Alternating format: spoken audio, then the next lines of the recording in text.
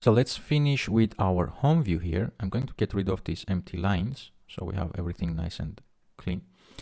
So we need to do one more thing here. Whenever we click on any of these rows, we want to show our detail screen, which will go on top of all this view here. That's why we have a Z stack.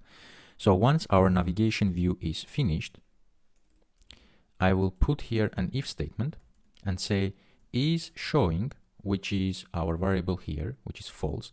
So if is showing, let's actually rename this and say is showing detail. So it's clear what we are showing. So if it is showing detail, in that case, I will just say a text for now and say this is the detail view. All right. So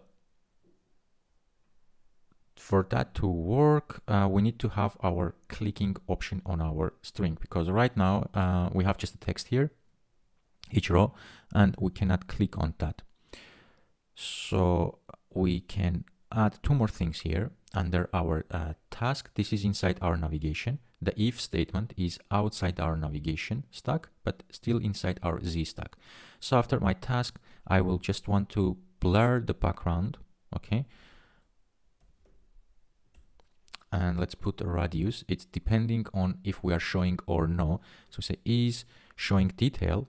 If we are showing a detail view, let's do a 20 radius of 20 blur. Otherwise, when we are not showing anything, we don't want to blur anything. So we will put it 0.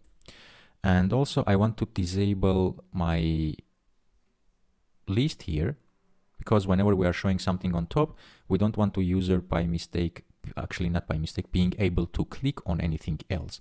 So we will say disabled, and we'll say is showing detail. So if this is true, our list will be disabled, so no one can click on anything there. All right. So we will test this functionality once we create a nice row that we can actually show our more information about our drink. So let's go here, and inside our presentation, I'm going to create a new SwiftUI view, and this is going to be called drink row.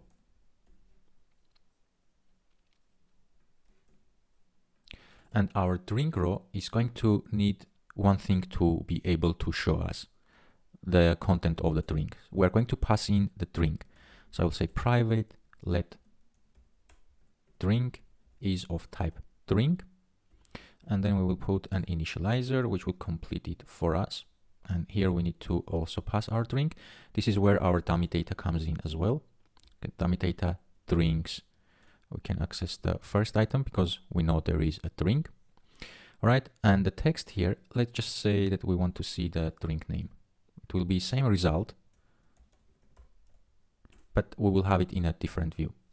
All right, so let's go to our home view.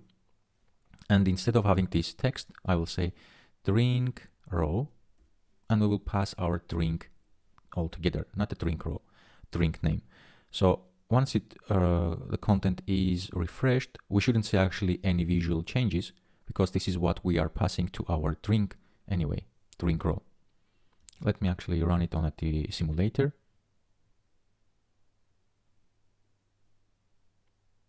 Oh, we need to actually pass it. The way we can fix this is just put an underline in front of it, so it doesn't require you to put the drink. We just can pass our drink there.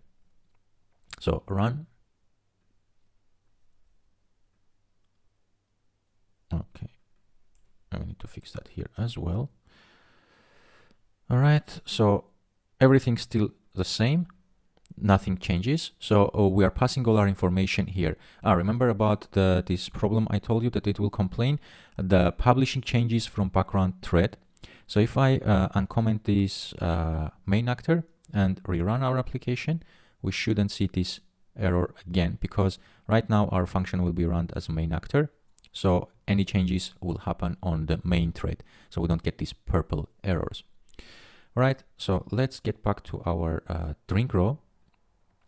And we want it to be able to click on our items here. Yeah. So let's do that.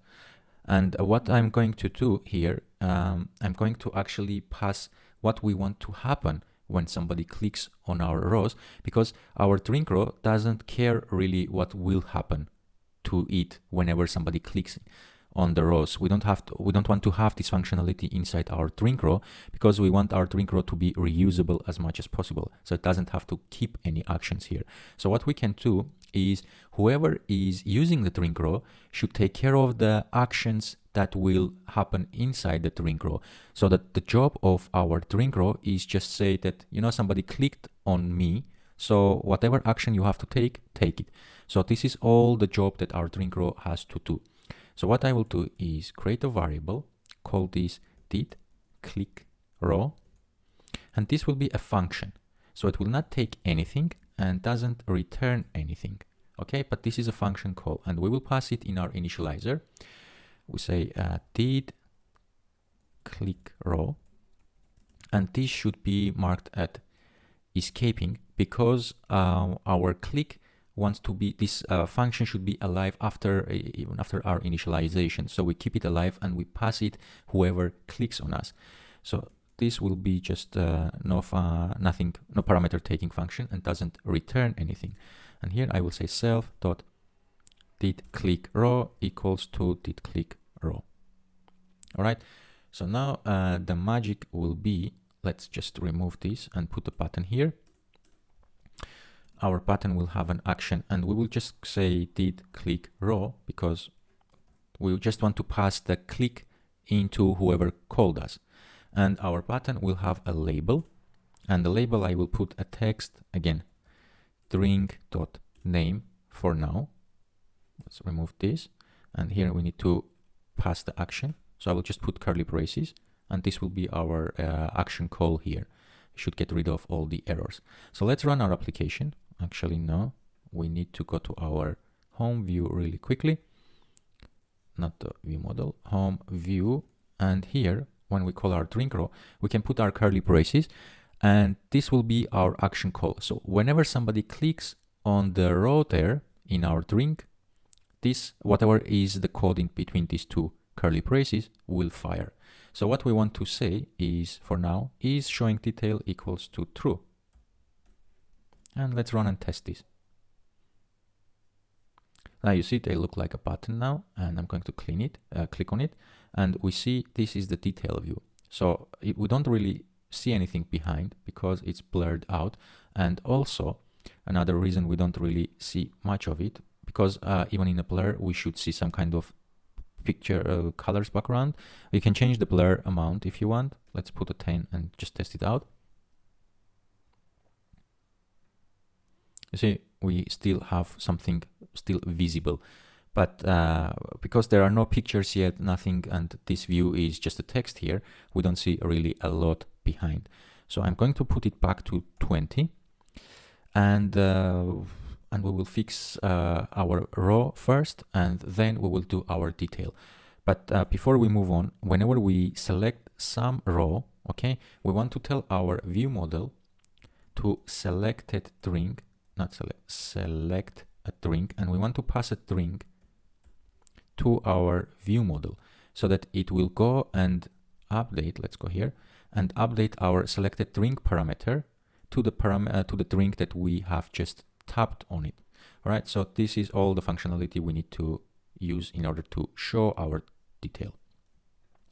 So to finish up our drink row, let's go to our ready application and see what we have in our row. So on the left side, we have some image, the name, and the price of the drink. So in our button, currently we have just a text here as our label. So what I'm going to do is take this text and put it in an H stack, because we need a horizontal stack. And inside our horizontal stack, we will have an image. And after our image, we need a vertical stack. So we put the name and a price underneath. So I will put a V stack here, take my name and put it inside my V stack. For our V stack, we want to align leading and put some spacing of 5 in between the items. So we will have our drink, And then we need another text of the drink price. But since this is a double, we will put it into our, we'll do string interpolation here. And I want to format this as currency. So with doubles, we just say comma, format, and we need to pass our format. And the format I want is currency with the code. I'm going to use euro. You can use any currency code you want.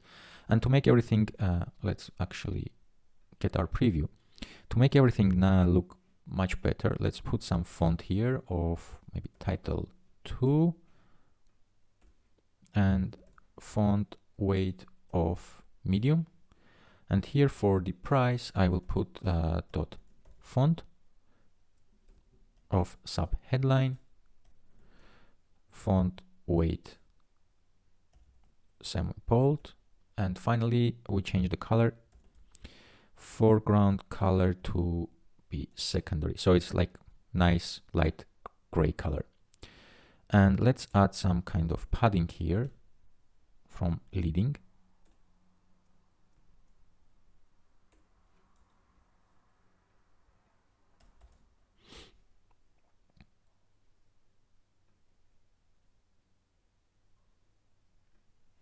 So right now everything is here. We are going to have an image. For now, let's just put a rectangle with a frame of 60 by 60, no alignments. Right, so this will be our image, let's say. So we have visual reference, and everything is in the middle. So I want to push it all the way to the leading edge. So what we need to do in our H stack, I will put a spacer here. So this will push everything on the left, and we have our padding, so it will be nice when we actually run. And this is actually padding for our V stack. So let's, after our spacer and after our, this is where our H stack finishes, let's put the frame here. And I want my frame, my row to fill all the width available. So we want the maximum width to be infinite.